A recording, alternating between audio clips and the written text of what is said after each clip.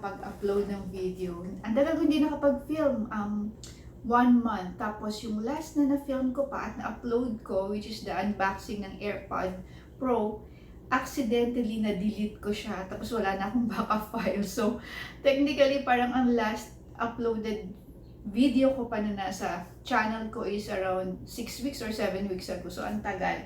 Anyway, pasensya na naging busy kasi dahil naglipat kami ng shop, yung milk tea shop, tsaka yung printing, which soon I'll share it with you.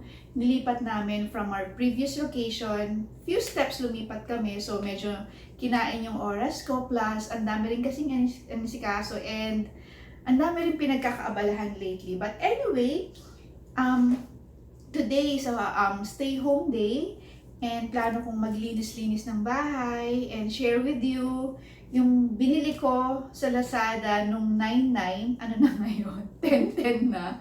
So, hindi ko pa rin siya nabubuksan, but I'll share it to you today para mabuksan ko na at magamit ko. So, actually, it's an item na para sa bed, mostly. Kasi, I don't know with you, but sa akin guys, we change yung aming bed linens. Yung bed sheet, duvet cover, and the pillowcase every 3 to 4 days kasi we want it to make sure na malinis talaga kasi very sensitive ang ating skin.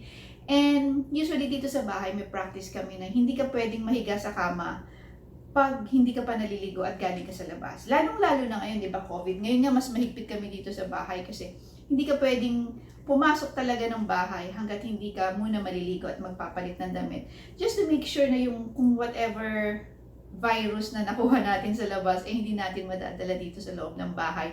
But previously, before the COVID pandemic, gano'n na talaga kami. So bawal mahiga sa kama pag yung damit mo ay galing sa labas. Kasi guys, kami mahilig kami mag-spend ng time dito sa bedroom, sa bed. Even pag nagbabasa, nanonood ng TV, nagla-laptop, nag-YouTube, nag-Netflix, palaging sa kama. So we make sure na malinis siya at minsan, akala mo malinis siya. Kasi bagong palit yung bedsheet, bagong palit yung pillowcase, pero maalikabok pala. That's one thing I discovered nung na-try kong gamitin tong product na to. Kasi actually, na-try ko na siya once kasi merong ganito si Corina sa condo sa Manila. Tapos hiniram ko, then trinay ko. Nagulat ako kasi akala ko ang linis-linis ng bed namin kasi I make sure talaga na malinis siya. Yung pala, ang dami niya pa ring alikabok na hindi mo nakikita. That's one thing guys, hindi porke nakikita natin na malinis, malinis siya. Kasi may mga dumi na hindi nakikita ng ating naked eye. Lalong-lalo na yung mga bed mites at yung mga dust underneath. So, I think it's worth it na mag-invest sa something na makakasiguro ka na magiging malinis ang hihigan mo for almost half of your day. Kasi, lalo na nung quarantine, parang hindi lang yata 12 hours tayong natutulog, di ba? But, ako kasi, I usually spend half of my day talaga sa bedroom, sa kama. Tapos, I sleep mga 8 to 10 hours talaga. Kaya, importante sa akin na malinis yung aking hinihigan. And, binili ko to sa Lazada when I saw it kay Corina. Kaso, hinintay ko munang mag 99. So, nung 99, in-order ko siya. Kasi pag regular price, ang price niya is around 1,900 something plus shipping fee. Nung 99, nabili ko lang siya ng 1,500 plus free na yung shipping. So, parang almost 25% ang na-save ko. Tapos, pinagpipilian ko kung ito yung bibilin ko. Kasi this is brandless wala siyang brand. Or yung Xiaomi ba yung tama pa pronunciation ko, Xiaomi, that's around 3,200 plus shipping fee. So, more than doble ang presyo. Tapos, nung binasa ko yung mga reviews nung dalawa, surprisingly, dahil mas sikat sana yung Xiaomi, mas maganda sana yung review, mas maganda yung review nitong brandless. So, ito na lang kinukuha ko kasi maganda yung review plus nasubukan ko na and mas mura pa. So, open natin yan. So, katulad nga ng sabi ko guys, binili ko siya nung 9-9. Ngayon ko lang siya i-open. 10-10 na.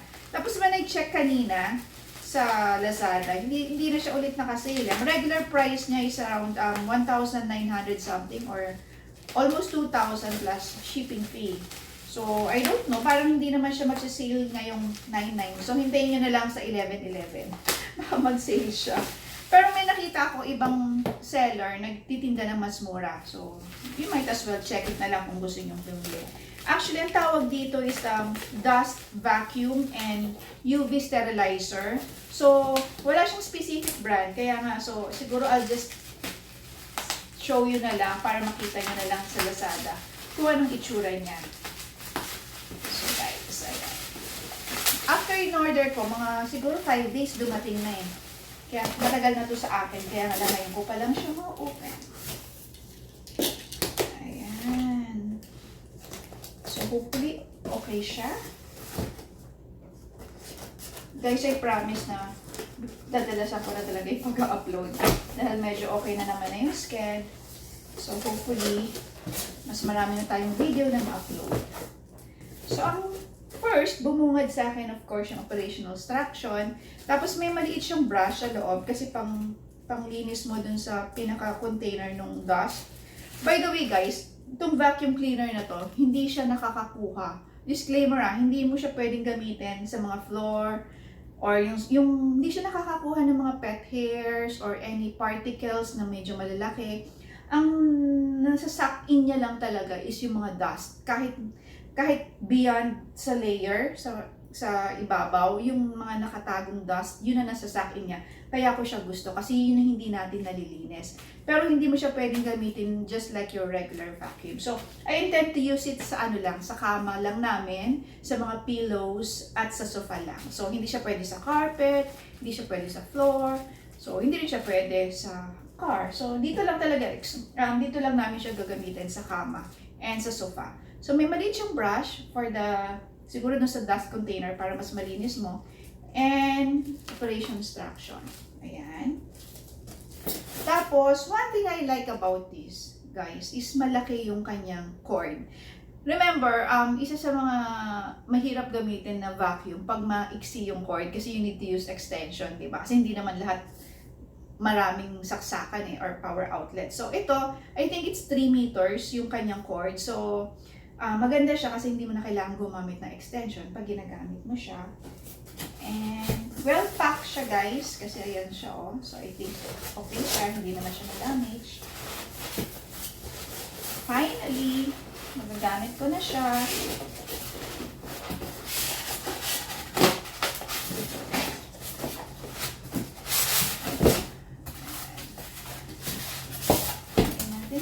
So, ito lang naman siya. Ayan. So, around siguro mga binasa ko yung review niya, mga 1.2 kilos ang bigat niya. So, very handy naman siya. Tapos, dust collector siya, vacuum cleaner, pero for dust lang, guys, hindi siya pwede sa mga particles na kung ano-ano. Tapos, mayroon siyang UV sterilizer para yung mga bed mites. Make sure na yun yung makati, yung mga bed mites. So, mapapatay natin siya. And, dito yung kanyang dust collector. Ayan, so, ayan guys, dito ko siya kinuha. Yan yung kanyang dust collector. Lapit ko lang Where's my eyeglasses ba? Nalaglag siya kanina. Alam nyo naman ako, bulag pag walang contact lenses or eyeglasses. So guys, eto siya. So, pakita ko sa inyo kung gaano siya kalinis ngayon. Kita nyo ba? So, ang linis, diba? Tapos yan siya. So, dyan siya napupunta. Tapos, meron siyang kasamang brush para at least pag maglilinis kayo, ayan, you can just brush it out. So, yun. Tapos, ayan siya. So, paano ba siya? Ayan. Ganyan siya, guys. Balik nyo lang. Tapos, balik nyo lang siya dyan.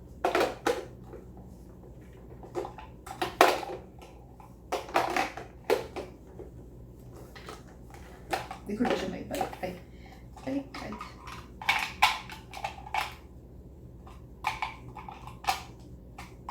Ano ba to? Umpisa pa lang. Ayan, guys. Ayun. So, dito mo siya kukuhanin. Tapos, yun yung power niya. Tapos, sa likod, yun yung UV lamp. Ewan ko kung nakikita nyo, guys. Pero, meron siyang UV lamp dito. Ayan. So, tapos ito yung roller niya. Ayan. So, we'll try. Try natin, ha? Tapos, we have the 3-meter cord. Ayan. So, try muna natin dito sa sofa. Tingnan natin kung effective siya. Pakita ko sa inyo. Pero guys, it's really worth na bumili kayo ng ganito. 1.5 lang naman eh. Kasi investment nyo rin naman para may peace of mind kayo na malinis ang inyong hinihigaan, di ba? At hindi porke malinis tignan, malinis siya. Kasi minsan, lalo na sa mga beds, lalo kung hindi naman siya bago, at least a year old na, yung dust kasi no, nag-accumulate sa ilalim. And even the bed mites, di ba? Hindi natin nakikita yun. Kahit palit tayo ng palit ng bedsheet, hindi pa rin natin maaalis yun kasi nasa ilalim siya. So, saksak ko siya. Ang maganda, tingnan nyo guys, ang haba ng kanyang cord, di ba? So, naka-on siya.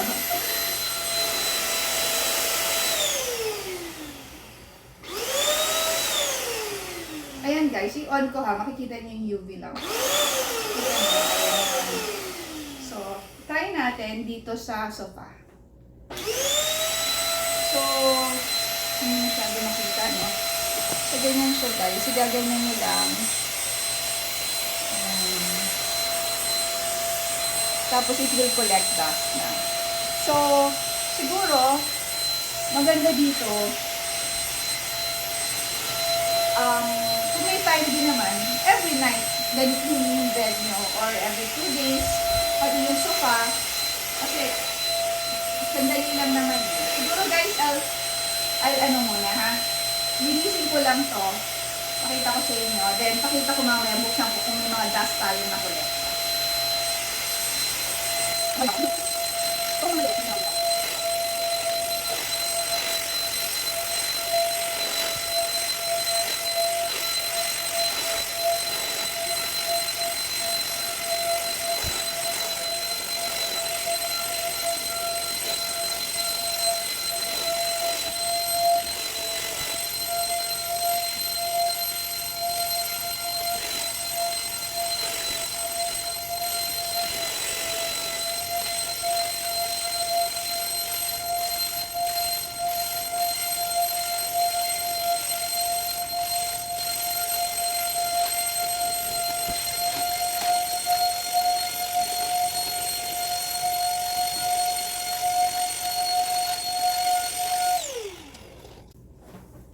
Guys, eto na siya.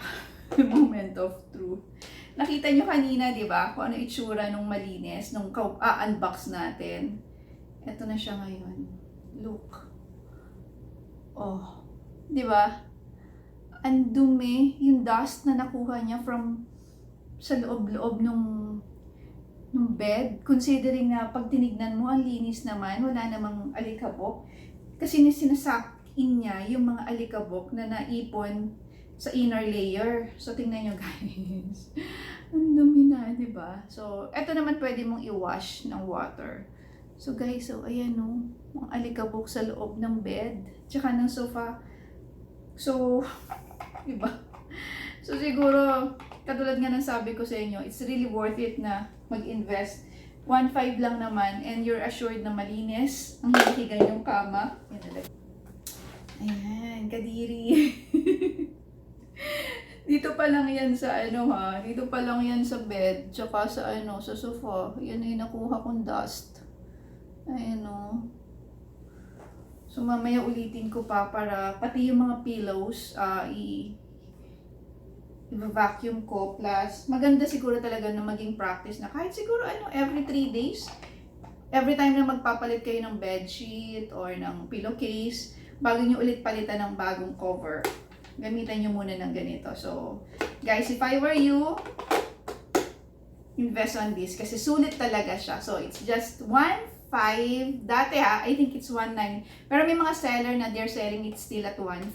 Tapos, plus shipping fee lang. So, hindi pa kayo abutin ng 1,600 and you're rest assured na malinis yung hinihiga nyo sa inyong kama. So, guys, it's a good buy and highly recommended. Ayan guys, di ba? So, I'll just put the link down below. Sa Lazada ko siya binili. And I check it, hindi siya kasama sa walang 10-10 sale. So, abangan nyo na lang kung may 11-11. But, mura na rin naman kung may makikita kayo na 1,900 or yung regular price niya na 1,900 or yung may mga ibang seller na they're still selling it at 1,500. So, guys, wag na kayo magdalawang isip. Okay. So, yan. It's a brandless vacuum cleaner and UV sterilizer to make sure na malinis from the dust ang inyong bed and linens and pillows and sofa and free from the bed mites. So, ayan guys. So, goodbye. Diba guys? So, ayan. Liit-liit lang. Tapos na-enjoy ko yung cord kasi I don't need to use, extension, di ba? So, na-enjoy ko siya kasi I don't need to use extension. So, yan guys. So, I'll continue cleaning end this vlog na kasi maglilinis na ako. Tutuloy ko na yung paglilinis ng kama and the sofa and yung sofa sa baba tsaka isang bed sa kabilang room. But before I enter na, nakasubscribe kayo sa channel ko and hit that notification bell na rin para palagi kayong updated every time may bago akong new vlog. And I promise, I'll try my very best na makapag-upload every week. And hopefully, we'll have more topics na pag-uusapan. And I'll continue cleaning muna. So, I hope may natutunan kayo today. It's a good investment, guys. I promise. Bye-bye! Keep safe!